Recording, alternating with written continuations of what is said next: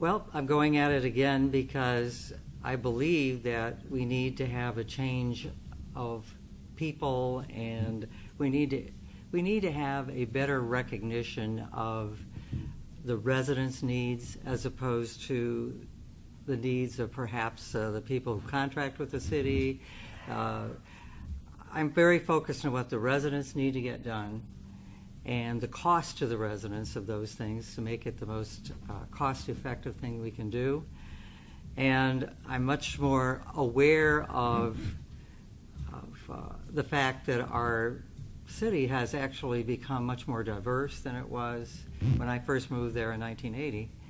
And I don't think that we've brought people in from the various diverse groups that are moved into the city because we keep reappointing people that were appointed in the 90s when Mr. Migliorini was the mayor. And I think it's not a good idea. I think we need to bring new people, people with different perspectives, and we've not been able to achieve that since I've been actively involved, which is 2009. So those are a couple of the reasons. But basically, I think I'm very able to do this. I've got a lot of experience in management. I understand the kinds of things we need to do in terms of setting performance objectives and goals, and I'd like to be able to provide the kind of civic service that I believe the residents deserve in Macedonia. And we're going to get to some of the personal things that are going on in Macedonia right now, but could you just say, kind of quickly, like day one, what would be some of your priorities? Right.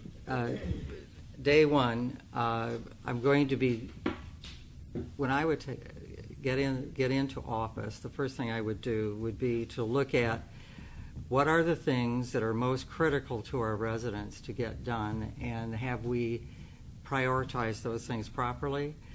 I would also like to look at the performance of each of the departments. We did agree to do that last year, and then that was delayed. So I'd like to see how well our departments are doing in terms of serving the residents, and also are we doing it in the most cost-effective way. So I would be working on that. I would also work on looking at the rules, ethical rules that we have in the city, because I think there have been times when we've had people either on boards or who receive contracts for their companies even though they're on a board in the city, and I think that's something we need to look at, any kind of conflict of interest or issues like that. Okay. And that maybe that's an allusion to the current mayor, Don Kuchta. He got in trouble for accepting a free walkway from a guy who later got a contract with the city, and in addition he ended up on the list for free trash pickup and free snow removal for, right. I guess.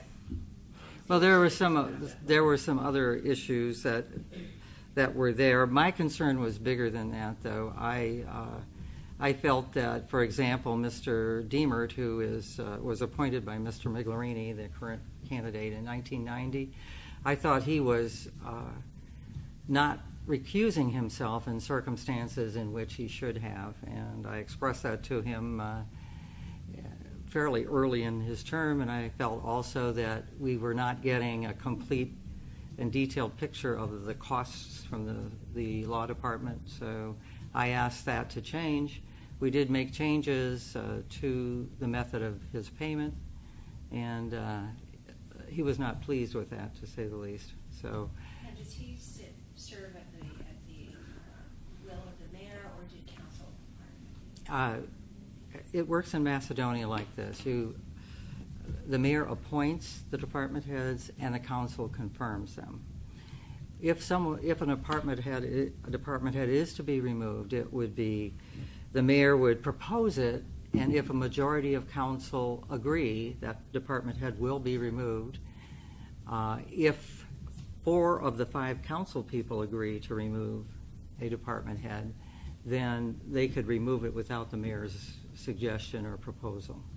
When Mr. Diemert, who has been targeted, I guess, because the mayor refused to turn over his expenditures and that kind of thing. If you were mayor, would he be removed from office? Mr. Deemer? Oh, absolutely. I think he's been far too long in position, and his view of the world is that he has no conflict of interest, and whenever he decides he doesn't. And I believe that there's a lack of sensitivity to issues regarding friends and political supporters. And that's something that, if you become mayor, whoever becomes mayor will have to face. I mean, Sure. I understand Mr. Deemer in Florida, he and the mayor were practically neighbors and had a close relationship. Yeah, You as a mayor, though, as you gain power, gain friends, right. How are you going to corral that so that way that doesn't happen? Well, a couple things. I am paying for my own campaign.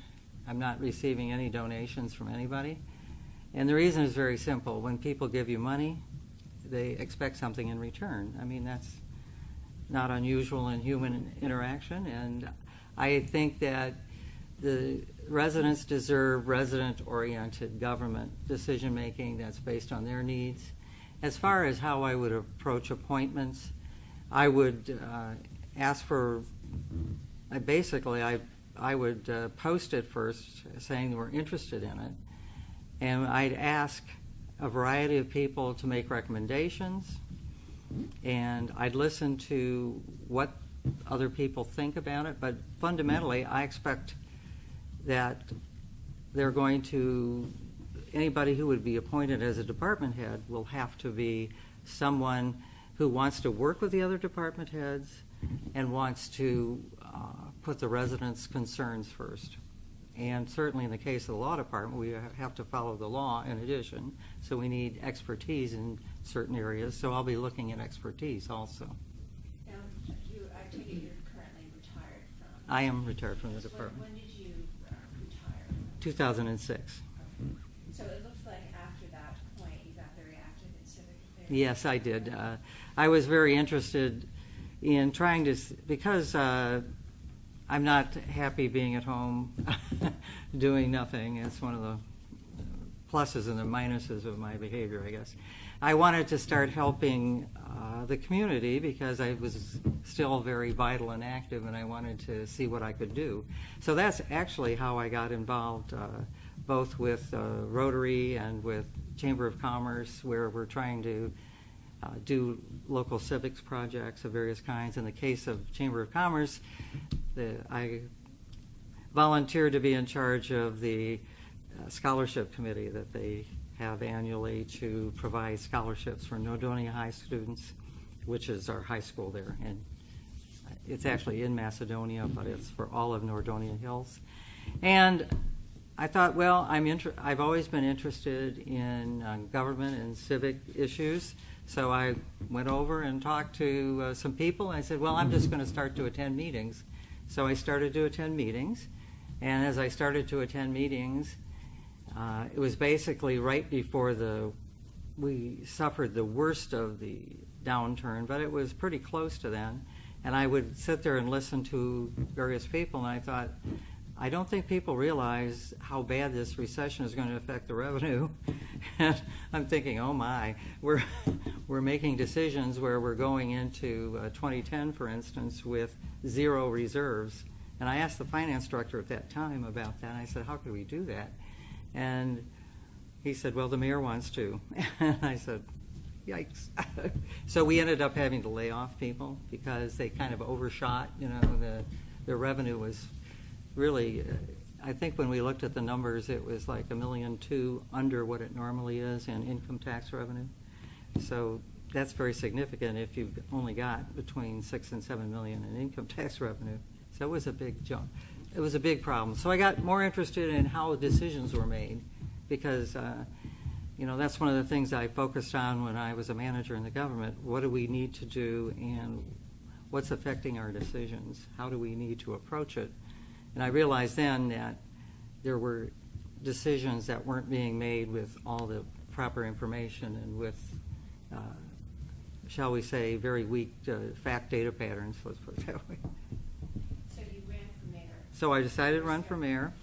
And I lost for 47 votes. There were 4 people running, and I became before I'd actually run for mayor. I was part of a volunteer committee that had a very large group of people. There were 8 or 9 people. The people that I met there were very interesting people because one of them was a program manager similar to mine who had quite a broad range of experience. One of them was ended up to be the head of the Emergency Assistance Center in the Nordonia Hills area.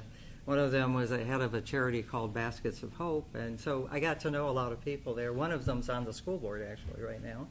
is this economic development? Yes, this was the Macedonia Economic Development Committee. So we started to focus on what things could we do to facilitate Macedonia receiving more interest from outside for locating business. There were a couple of businesses that we were looking at that actually did, and we tried to facilitate and did move into Macedonia, so that was very helpful. So I became interested in how economic development was done there, and I consulted with some of the experts in the area, including the head of the Port Authority, and now the Development Finance Authority, and also with Mayor Prokop's Twinsburg staff. And I was very impressed with the approach that they took because I thought it was very professional and they were very successful. And then you ran for council in 2013 and Yes, I did. you were elected to a council at Yes. large position. Now, are all the council members at large? Yes, Macedonia has 5 council members as of 2014, and there are all 5 are at large. So basically, constituent services or resident services. Many times, people will call, and I've gotten a lot of calls from all over the city for a problem of any kind. One of the biggest issues that I found was that there were times when they would call and then the complaint would be lodged and then it would disappear. Nobody would know that they called. So one of the things I'd like to see, and we're going to look at performance in each department, is how are we recording complaints and how are we tracking them and aging them? And is that a 2-year term or a 4-year term? It's 4 years. 4 years, so Mhm. you're halfway through. I'm halfway through. Okay. So now that you're kind of on the inside of government, Yes. what kind of change of perspective has that given? Well, I think primarily looking at the inside of the picture is, I was totally surprised when, for example, we didn't have a thoroughly engineered pavement management assessment for our roads. Our roads are terrible, like a lot of them in Northeast Ohio. And our residential roads had not been basically ignored for about 15 years due to the debt overhang we had from the 90s. And so I felt that we should look at everything, every road, and try to come up with a thorough method of determining which roads to repair first. So we asked for that. We got a recommendation from the engineering department about that. Building and engineering thought they could give us a reasonable list. And just looking at them, those were, to the eye, not very good. Broken areas, holes, that kind of thing. So that was good, but we wanted to see a complete picture of all the roads in Macedonia so we could prioritize how to repair them and what to repair and what things we needed to do to basically avoid having some roads deteriorate while we were trying to work on the bigger picture. So one of the things that happened there as I looked at this is, again, our residents needed to have attention paid to these roads consistently so that they didn't deteriorate over a period of time. And what everyone will tell you, who you talk to who does road resurface and repair, is that you have to be consistently doing that. If you basically wait a long time, then it'll cost you a lot more to fix things. So there's things like crack sealing and full depth repair you should be doing as a regular method of repairing your roads. And we were doing those things sporadically but not consistently. I would say in general there had been a really serious problem with looking at all the capital investment that we need as a large, back in the 90s we were 5,000 people, and today we're 11,001. So we basically doubled in size, and we have a lot more roads, a lot more residential areas than we did in the 90s. And I think that means that you have to do a better job of seeing consistently what you're going to have to invest, not over a 1-year period, but over a 5 to 10 year period.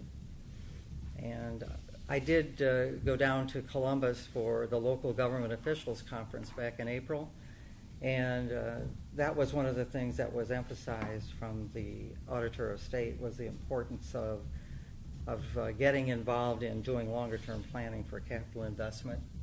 And I believe I've developed a draft plan here this summer to work on that from the council perspective.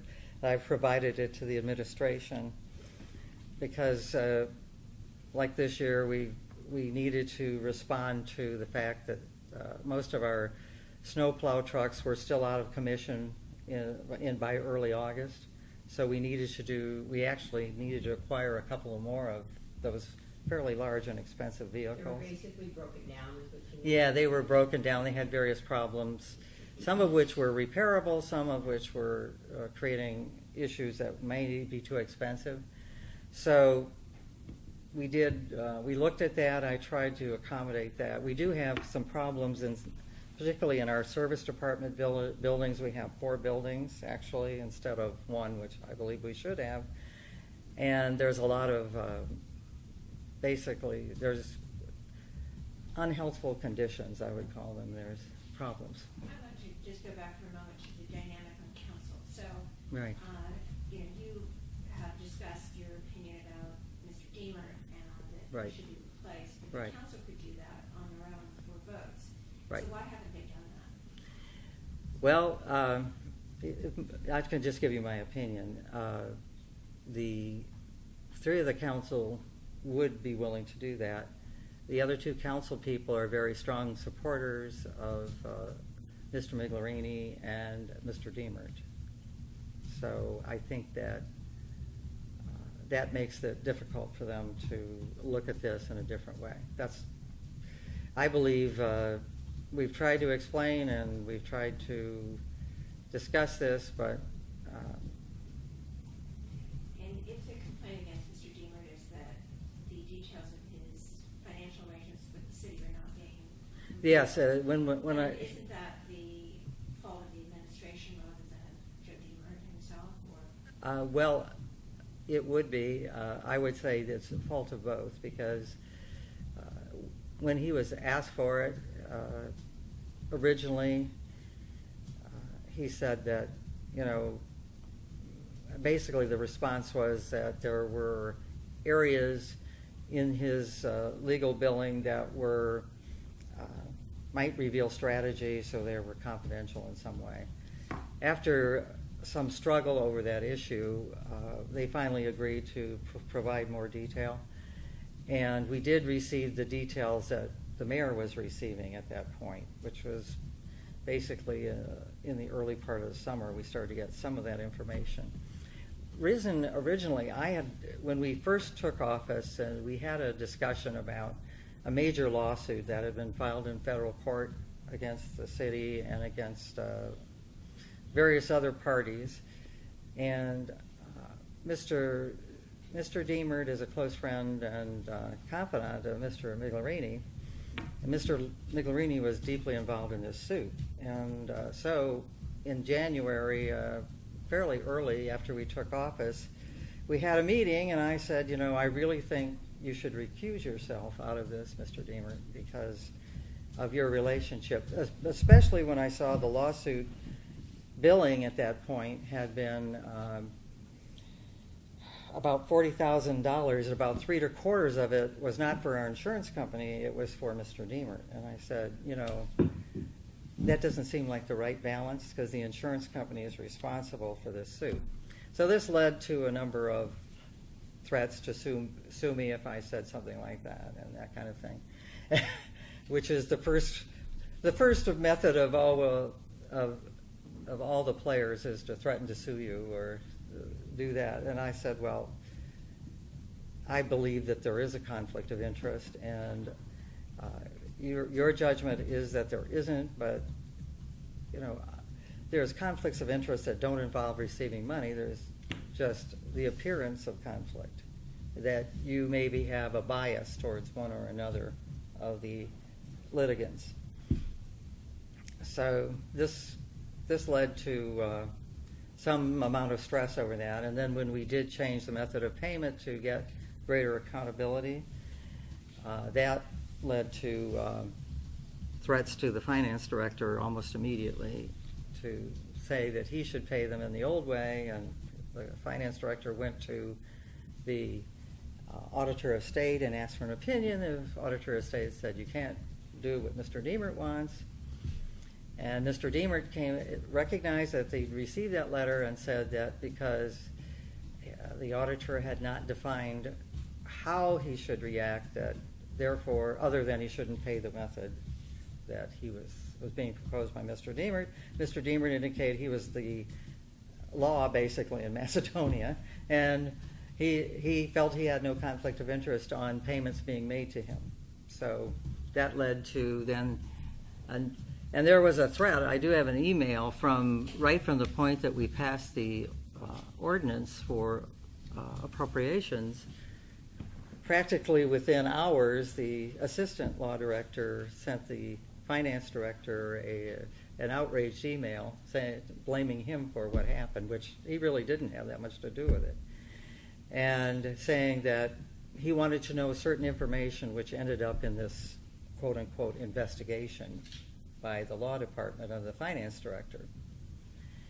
And the investigation was totally inappropriate to do by someone who is in a serious conflict with the finance director. It should have, if there was going to be any reason for an investigation, which so far as we could tell there wasn't. And the person in serious conflict with the finance director you're referring to is Mr. Diemert. Okay. Mm-hmm.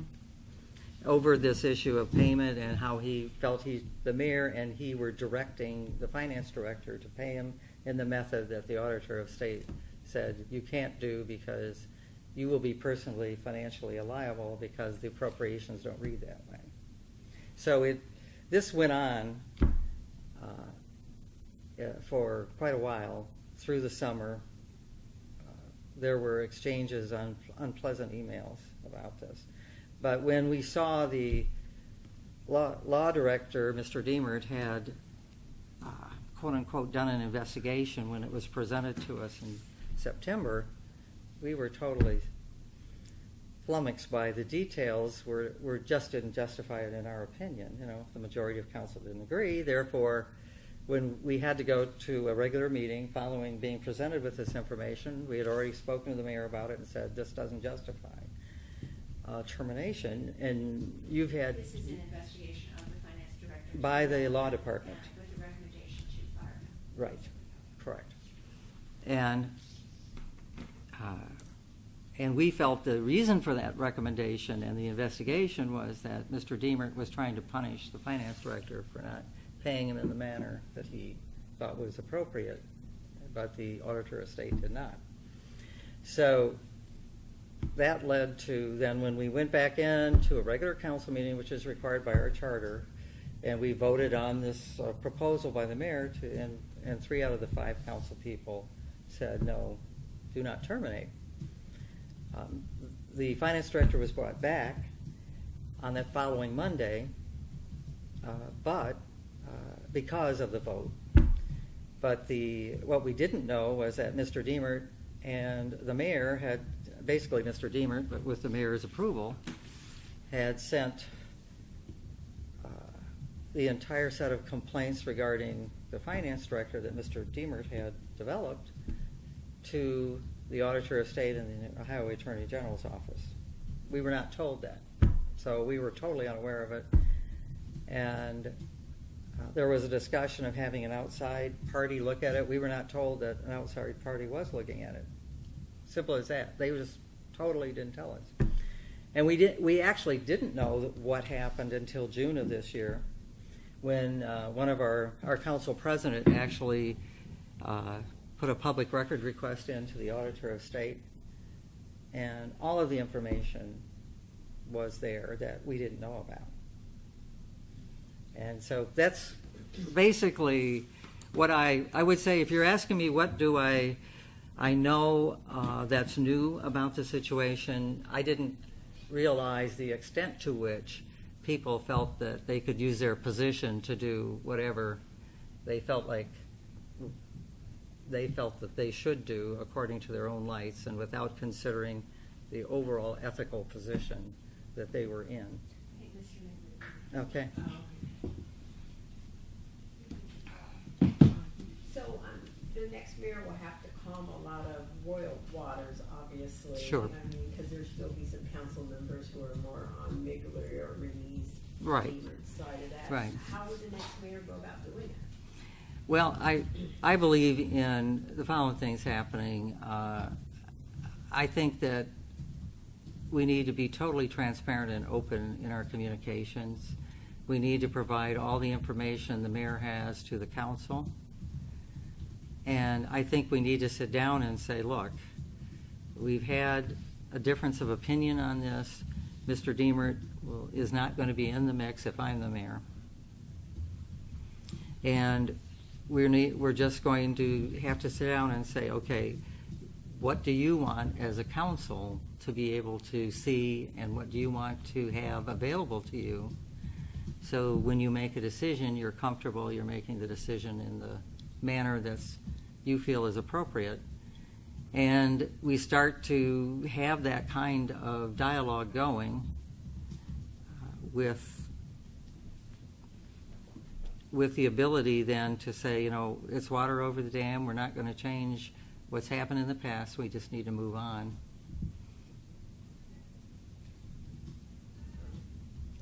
I think I hear some noise. Yeah, it could be. Could be. I'm pretty confident, actually, we can do that because I believe that the people who want to have the administration move forward are the majority on council. So, well, being a 38-year resident of Macedonia, being an elected official for over 20 years, seeing things that are going on in the city just are disturbing to me, and was an agonizing decision for me to come back to run for mayor. But I had a lot of groundswell and a lot of support from police and fire, as I have been endorsed by them. That was probably one of the major reasons that I'm coming back, along with the fact that I have 7 grandchildren, and an 8th on the way. All my kids live in Macedonia. My mother lives in Macedonia, my sister-in-law, my mother-in-law. I've got a lot of family members there, and they were all encouraging me to do so. My wife, she would trade in going to Florida every year for the little time that we do spend down there to be here with the grandkids. So it's probably one of the moving reasons that I'm running again for mayor. My heart's always been in Macedonia. I gave my heart to Macedonia while I was mayor. I used to put in 60, 70, 80 hours a week as mayor, and it was a part-time job. All right, I want to stop you there. Okay. You mentioned a couple things that we need to Okay. follow up on. The Florida thing, I understand you have 2 driver's licenses, one Florida, one Ohio. Right. You're obviously on the ballot, so you pass muster in that. Right. But I guess in previous years you spent up to 3 months in Florida. Would that continue if you were mayor? Or? No, I have to sacrifice, and that is one of the sacrificing issues that I face, is not having to be able to spend the cold winter months in Florida.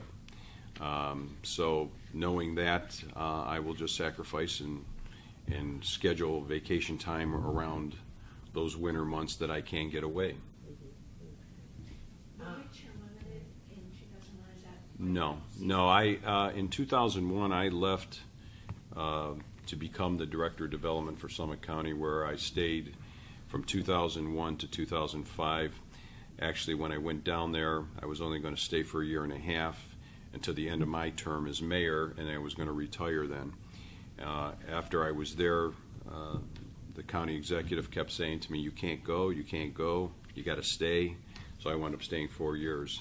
That was not my thought when I went down there, but there were a lot of things that I was able to do and accomplish on behalf of all residents of Summit County, being in charge of the Department of Development with weatherization and the planning and the building department, and implemented a lot of new programs for the county.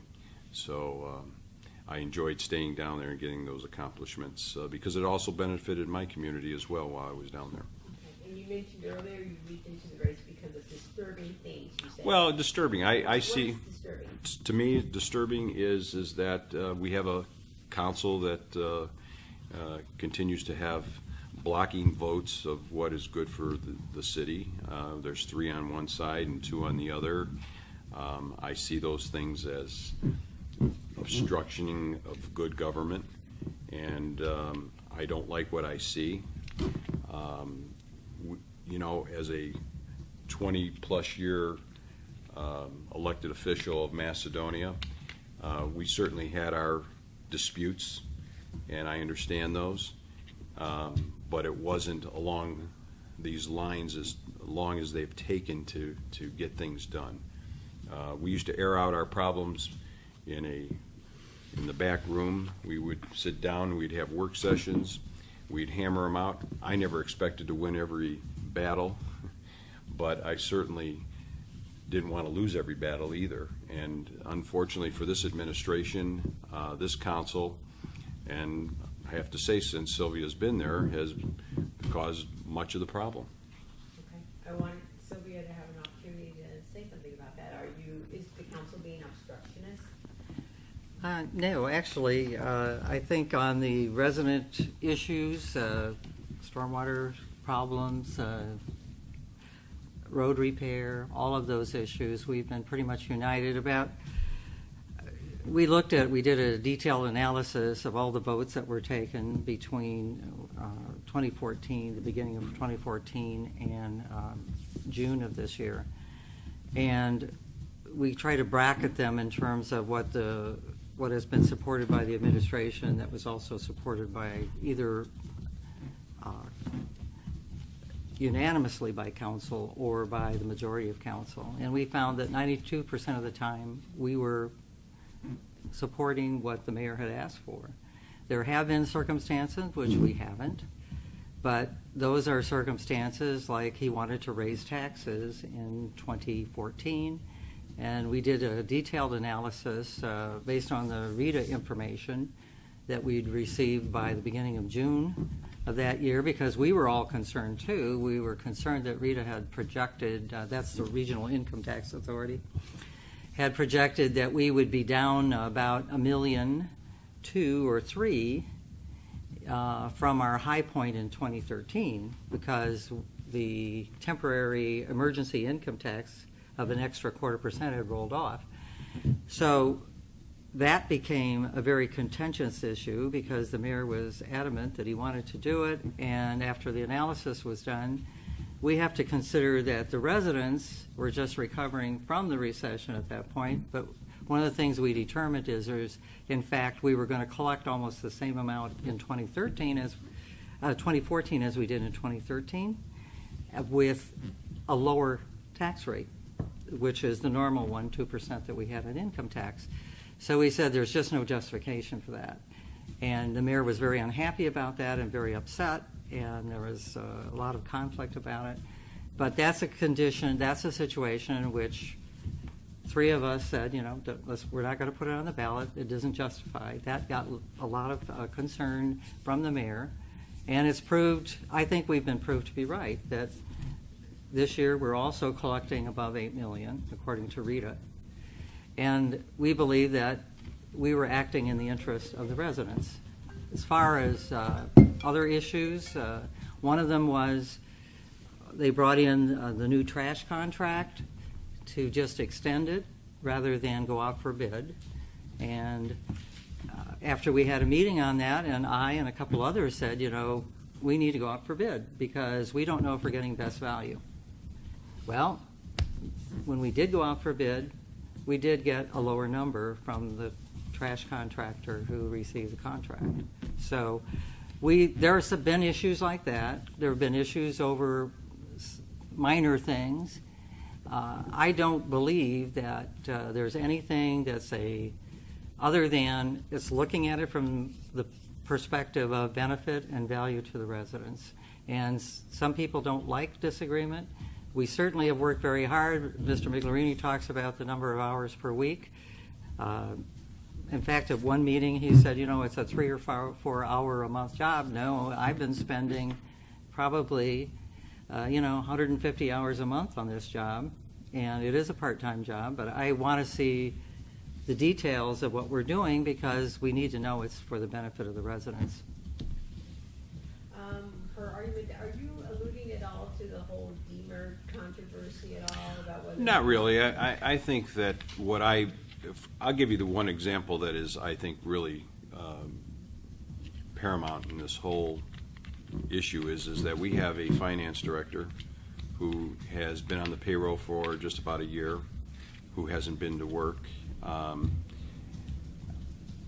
And I need to regress a little bit and just tell you that the charter, when I was a councilman back in the day, I put in a charter amendment, which I sponsored, to change that in the event that a director was going to be terminated and or hired, that they needed to have confirmation by council.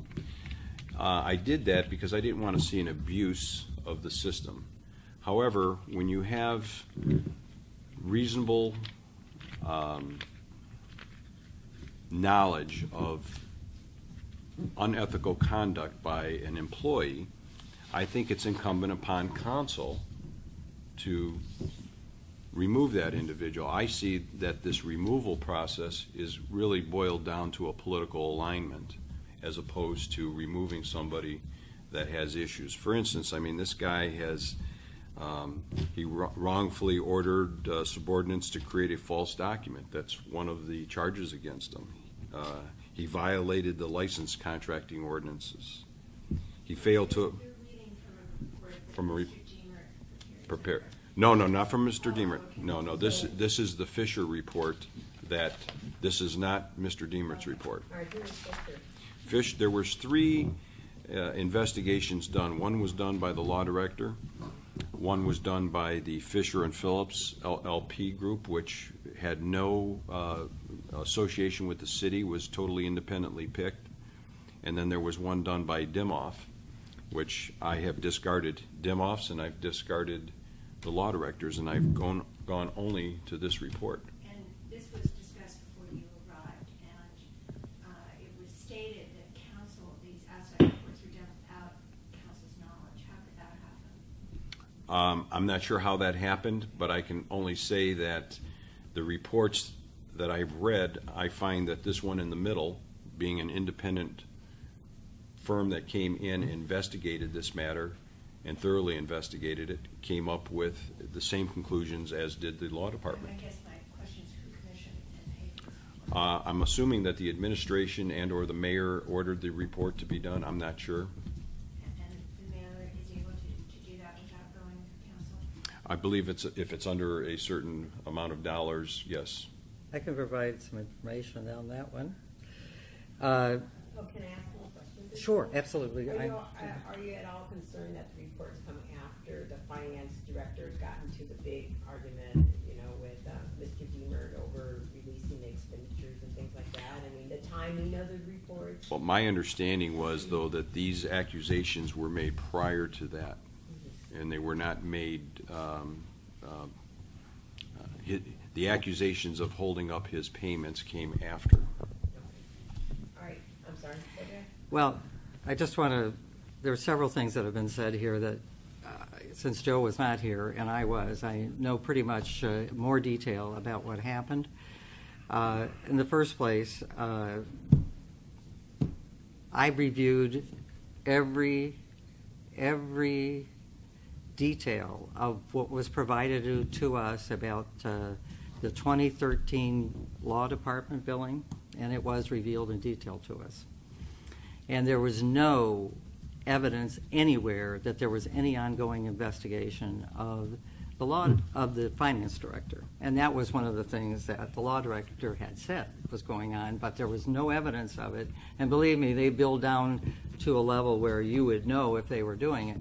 Second, the mayor wrote a glowing report about the finance director that was published in our e-messenger in 2014. There was never any criticism of him, any indication that, in fact, it was a glowing, he's a wonderful person, did all this work for us, has got great controls in place, etc.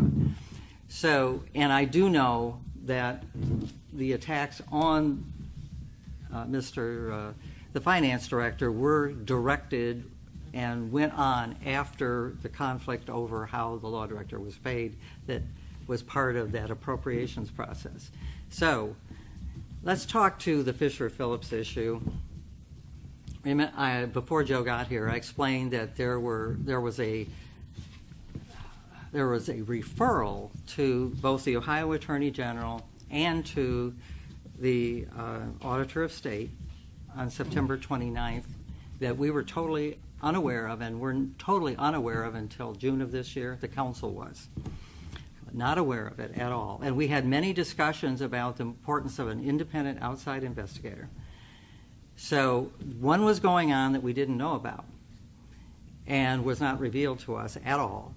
And I think it wasn't revealed to us because they knew by the middle of November that the Auditor of State Special Investigations Unit had determined that there was nothing to pursue here. And with reference to the document to the Ohio Department of Natural Resources that's been in controversy, inside of the report, which we finally got in June, it said very clearly that the finance director did not do anything unethical or not even, and nothing illegal and nothing unethical. It followed the procedure. So let's say Mr. Diemert and the mayor both knew that there was going to be nothing come out of that big independent investigation before Thanksgiving, okay, which was November. It was around November 16th or 17th. You already knew that nothing was coming out of that because you can see it in the investigator's notes. And they had talked to Summit County prosecutor, and they said, just knock this off. So this idea that Fisher-Phillips was independently brought in, that is totally incorrect. That was a decision that was made by the mayor without our knowledge, and when we were talking about pulling in somebody else for an outside investigation. Fisher-Phillips never talked to council. They never talked to anybody except to the mayor and to the law director.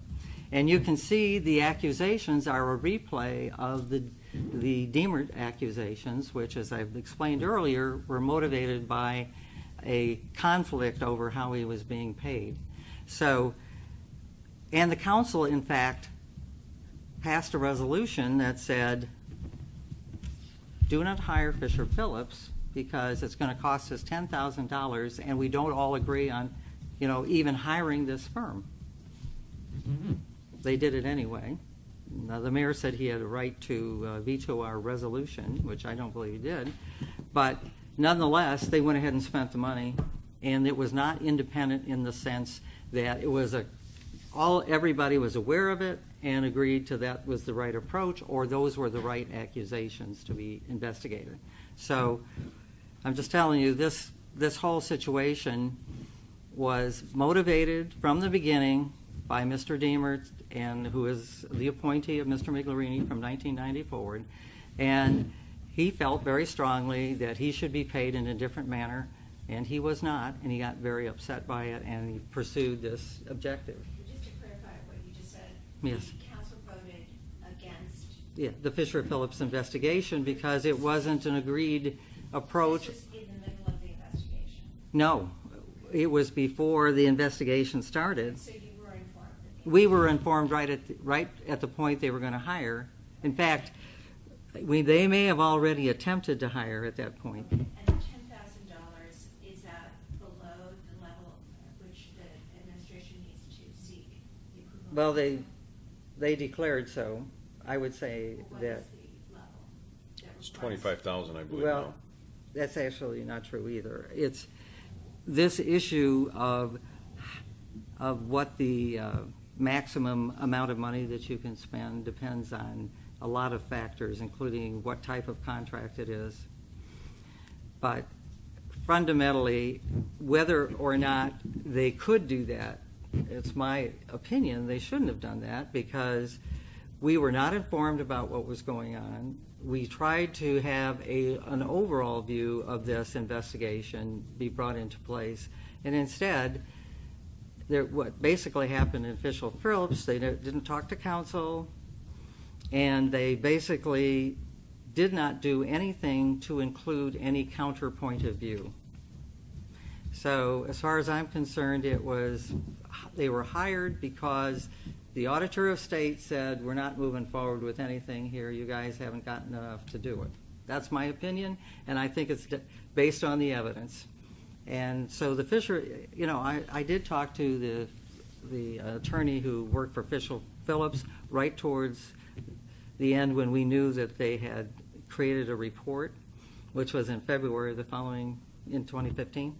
And I said, listen, you haven't talked to us. We don't know what's going on. We don't know who you've interviewed. We have a problem with this method. And, they're hired. This firm is an employer defense firm. That's what they do for a living. So there you go. Joe, I want to be clear. Sylvia has said that she would not rehire Mr. Deemer if she became mayor. Would you keep him on? Well, Mr. Deemert, I believe, is ready for retirement. I hired him in 1990. He's been a lawyer for 44 years, or in practice for 44 years. For 23 years of service to the city of Macedonia, he had no problem until Sylvia got on board. He has served the city very, very well. He's won just about every case that has ever been before the city on many fronts. I can't tell you how many things that we were challenged. If he were to remain, let's say he said he didn't want to retire for another 5-6 years, would you keep him on? If he said that to me, but I believe he's already made a statement. He wrote a letter and stated that because of our friendship that he would resign. Should we go on to questions? John, did you want a question before I go on to? We have a number of questions from. Oh, give me the questions. That's fine. I'll follow up on anything I can. Okay. One thing, though, that was brought up before you arrived is a lawsuit against the city in which you were somehow a party or implicated or something, and that there was a $40,000 charge to the city.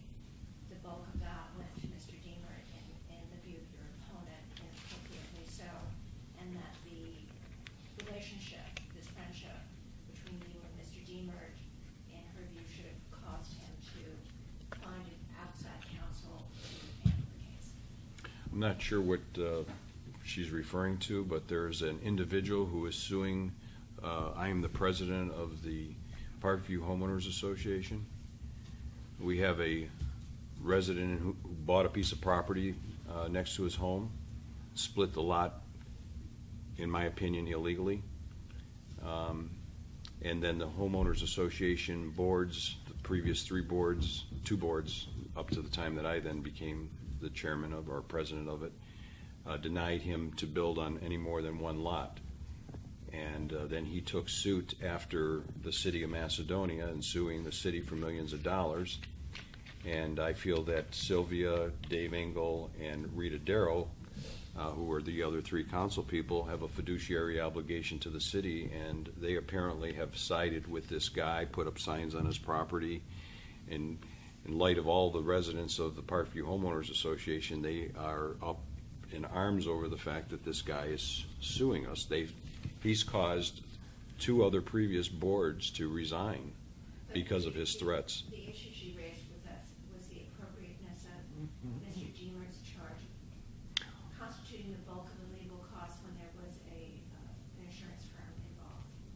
Well, I can't speak to that because I'm not quite sure how the administration handled that. I know that in the past when I was mayor, that we had, if the deduction was $5,000 or $10,000 or $15,000, the law department would represent us up to that deductible rate, and then the insurance company would start.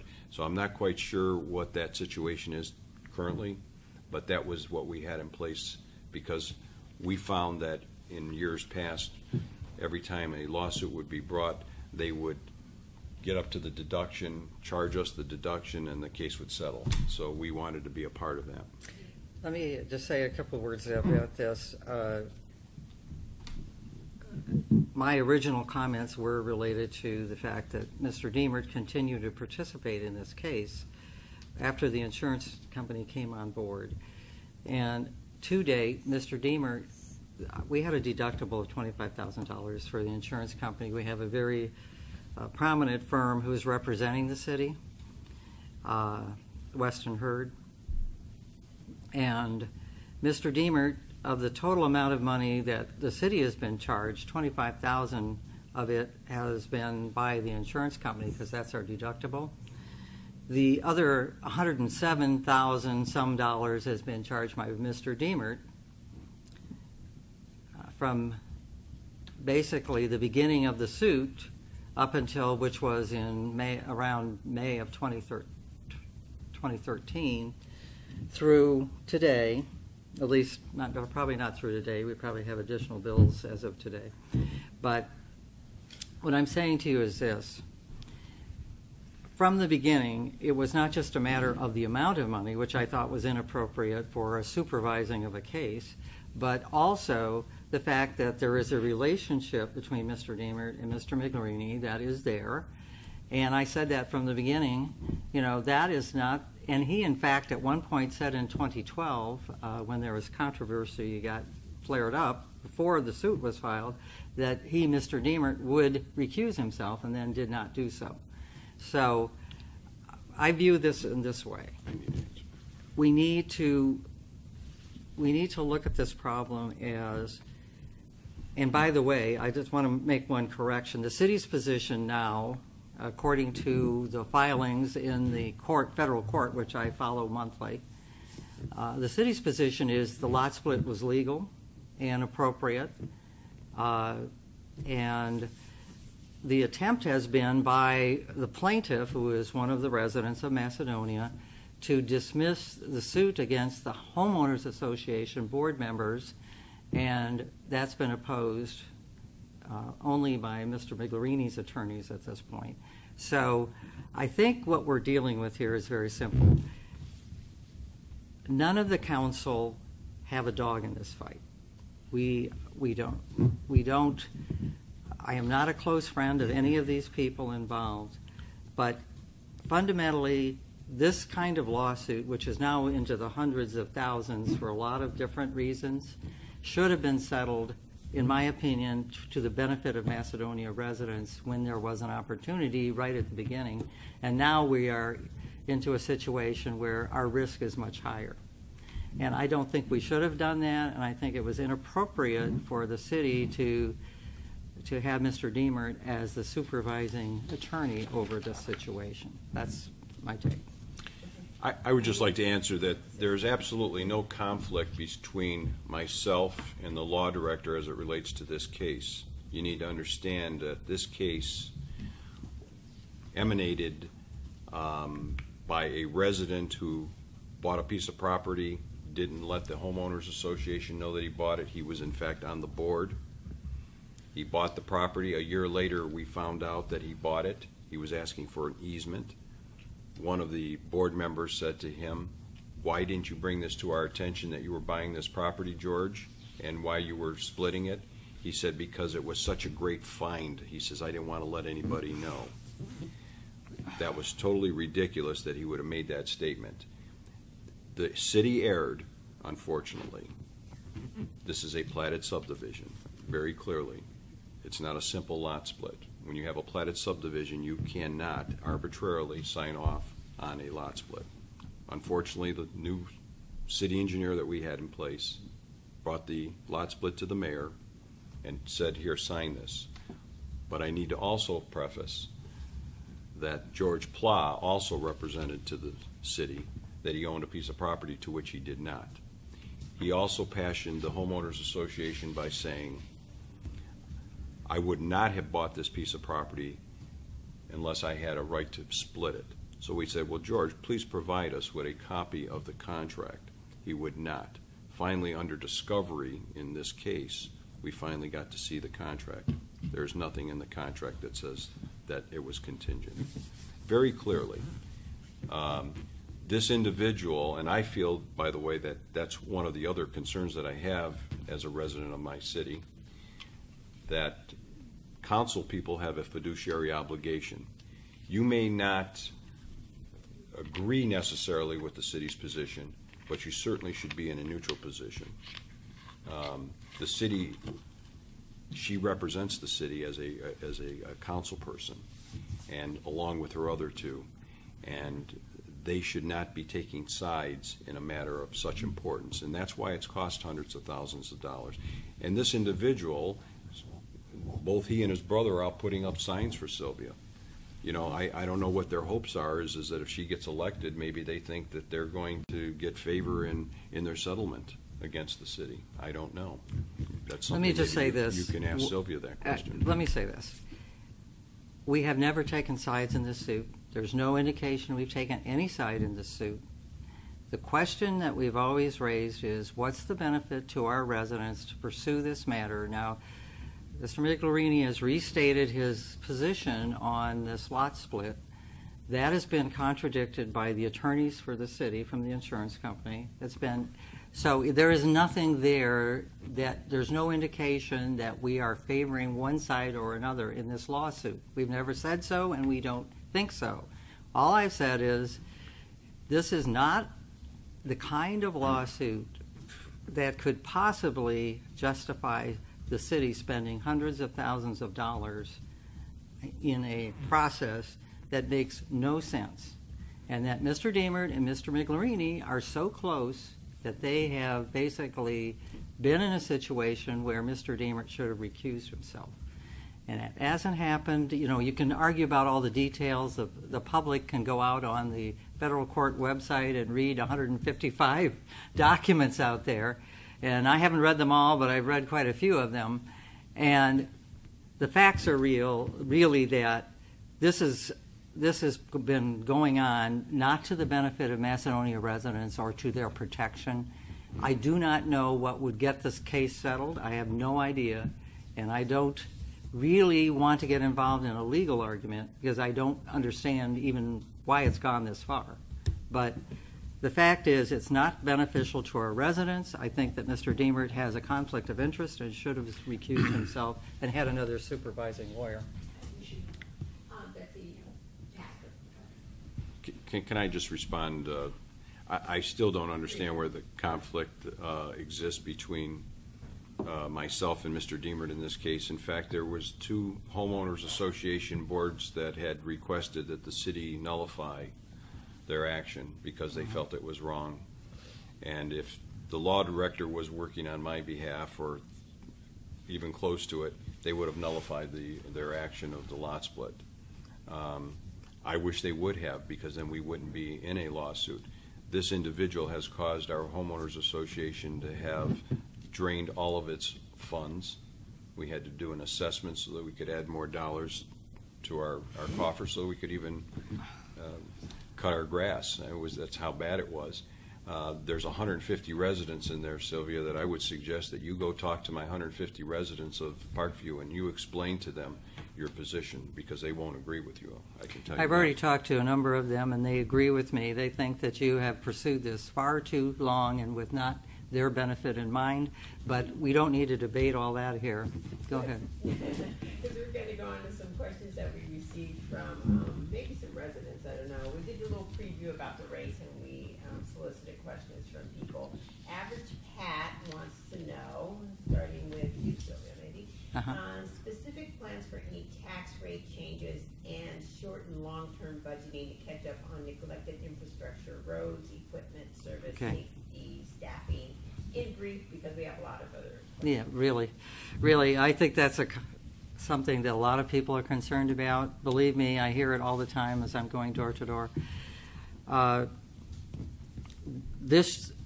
In the past year, we have put aside reasonable reserves to protect the city from any downturn. We do have those. We also have expended about $2.7 million on various roads and stormwater projects. We've appropriated money for those things in this current budget. We've done a number of things in the past couple of years to try to position ourselves. As I indicated earlier, I had put together a capital plan, 5-year plan, to try to look at what our expenditures are going to be in terms of equipment, in terms of the road repair, in terms of stormwater issues and problems, and we have so many in the city due to, I think, failure to properly plan for stormwater when we put in a lot of new developments, and the people who are below in the lower areas of Macedonia and the people who are in these new areas, they have this relationship where the people up there have the water running off where it used to be, trees and so forth, and now we've got hardscape and roofs and so forth. It runs downhill. People at the bottom are receiving a lot of water, and there have been some fairly major damage to people in the lower portions of Macedonia. So we've got a lot of issues that we need to work on. I believe we need to put together a 5-year capital plan, and we need to create a capital project fund which can go up to 10 years to be able to do your projects. And what we need to do then, I believe we're going to pay off the majority of the debt that was put in place in the 90s in this coming year. There's 2 major buildings that are going to be paid for by the end of 2016, and there is a 0.25% income tax that was dedicated to paying off one of those buildings that we have. That, I believe, should be repurposed. We should keep our income tax at 2%. We should repurpose that 0.25% that's currently going to that one building, and we should dedicate it to capital projects, including reinvestment in our roads and our stormwater issues and in the parks and improvements in the parks, because I think our residents want to see the city to be as good looking as it can be, and it has a lot of people love living in Macedonia. They like the community, and I think they want to see improvements there, and certainly they want the roads and the stormwater dealt with, and I do believe they also want the parks to be improved. So I believe we need to do that. All right, Joe, any specific plans for any tax rate changes? Well, I haven't evaluated it totally, but I'll say this, is that during my time as mayor, when I first took office back in 1988, I had made all kinds of promises to the residents of Macedonia, and said, I got into office and I went to the capital improvement budget and I had $50,000. I said, $50,000, what am I going to do with $50,000? So I made a determination at that time that I needed to go out and I needed to bring in some industry, commercial, and build our tax base, which I did. I brought in hundreds of millions of dollars in new industry, commercial development, brought in a lot of income tax dollars to the city, built a tax base that they can be proud of today. Unfortunately, we had a downturn in the economy, and we're coming out of that, and I think things are getting better in our community.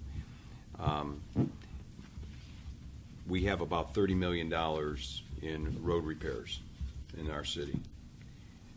The city of Macedonia has not increased its real estate taxes since 1967, and I'm not encouraging that we do that, and I'm not suggesting that we do that. I think, though, that when this current mayor wanted to increase the taxes, it wasn't an increase essentially. It was more of taking away the tax credit through the income tax payroll, so that those communities that are receiving the other percentages, there would no longer be 100% reciprocity. That would have generated enough money so that they could start to pave these streets, because residents certainly in our community are suffering with streets that are totally deteriorated. Our stormwater problems are paramount again in our community, and we need to continue to handle those. So I will look at every aspect of how to deal with this situation, including obviously continuing my efforts in making sure that all empty industrial and commercial buildings are filled, and building our tax base to where it's at today and plus some. He raised something about the whole reciprocity thing, and you had said earlier that council had rejected the mayor's increase, proposed increase. Right. You didn't say anything about the reciprocity thing, which makes it seem like it would fall on the backs of other people instead of, the residents. Well, why not pass something like that? Well, With less money? originally when we passed the emergency income tax, we did not provide, if you worked outside the city, you still weren't provided a credit for the full amount. And that was in order to collect the volume of income tax, they felt they needed to recover it from the $1.2 million annually and that they lost in the recession. I will tell you this, the 0.25% that he wanted to add would still have cost our residents money, simply because a lot of them work in communities, and I checked on this, that charge 2%. So if you still owe another 0.25%, whether or not you paid that 2% in the other community, you're still going to add another 0.25% to your tax bill. So let's just put it this way. We have invested tremendous amounts, as I indicated earlier, because we are in roads and in stormwater that has not been done for the last 15 years. And the reason is simple. The amount of debt that we were trying to pay off was $1.5 million that was taken directly out of our income tax, where the income tax was averaging at a median level. Let's say the median number was just below $7 million. So that's a lot of money out of $7 million to go directly into debt payments. And those debts were generated when Mr. Migliorini was mayor. Now, the mayor complained when I first talked to him about the fact that they had no money to do some of the capital investments they wanted because they had too much debt they had to deal with, and they wanted to pay roads off with cash, which is what they've been doing for the most part and what we've been doing up to now. I do believe that we can, if we repurpose this 0.25% that was basically aging off at the end of 2016, I believe this 0.25% that we currently have that constitutes part of that 2%, we can use that money, repurpose it, have a replacement levy that will allow us to dedicate money so that we could, in fact, front load road repair on a bond or something because we have dedicated money to pay it off. So I think we're being very responsible. We spent a good bit of money. We're going to spend a similar amount of money in the coming year on roads and stormwater, and we just need to pursue getting a dedicated stream of money, which I believe we'll be able to get. Okay? Sorry, We're passing phones back. Your answer short. The passcode, you have to keep entering in the passcode. Oh, I see. Like if the answers are. Oh, I get you. I get you. Okay. I think the answer is to keep the answers short. Yeah. We are just about out of time. Okay. So. Yeah. Should I do one more question? Or Yes, should I go please. for that? All right, we're going to do one more question. This is from Macedonia resident.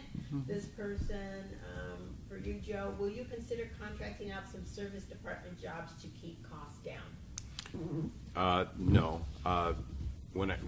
When you say contract out service work, there's a couple issues that you have to deal with in analyzing contracting work out.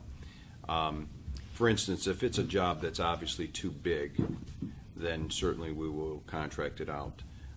The idea of taking the work away from our guys is where we save our most money. I mean, I started by bringing in tradesmen that were good tradespersons that worked for the city, that could do concrete work, knew how to do storm pipes, knew how to do masonry, those types of electricians. So those types of things we built in the early day so that our service department could handle a multitude of jobs. However, we have so many jobs in our city to be handled. There are occasions where we're going to have to contract out big work. For instance, we have a Shepherd Hills Boulevard, we have a culvert situation that has collapsed, and it's taken forever and a day to get it done. And we're going to wind up having to contract that out with an independent contractor to get it done. It's going to have to be a 3-sided box, and it's going to cost quite a few dollars to get done. So it would be something that would be above and beyond what the service department could handle. Thank you, Jim. Sylvia? We do contract out work for the service department, full depth repair, crack sealing, various types of road repair, which could not be done by our service department. We do have other components that we routinely have the service department do, a lot of storm water initiatives, catch basins. Let me just put it this way. I do believe that we need to look at an entire work plan for the service department, and we need to utilize our internal staff where it makes the most sense and we can get the work done. And we need to then look at projects where we name, for example, what he just said, the Sioux Road culvert. That should have been handled much earlier in this year because we did appropriate money, and that didn't happen. And it wasn't because of the service department. I don't think primarily it was because our engineering has not been done in a timely manner. So we need to look at everything, but I believe we don't need to replace who's in the service department. We need to look at all the work plan and decide what, in addition, we need to contract. Well, I'm going to ask you guys to sum up. Joe, you're standing on my porch in the condos. Why should I vote for you as opposed to Sylvia? Very simply, I was a 4-term mayor, 4 consecutive 4-year terms. The job is very familiar to me. I will, day one, hit the ground running. I know all the ins and outs. I have both county and state and federal government abilities to reach out and get funding for our community, as I have in the past. And I believe that my experience as far as economic development and creating jobs and getting buildings filled and building new buildings and development for our community within the zoning that we currently have there, I'm the best fitted person for that job. Sylvia? I think there's several things that are important. One, I'm very familiar with the entire process of government here, as well as I've been a federal manager. I understand the way to approach doing things in a cost-effective and efficient and professional manner.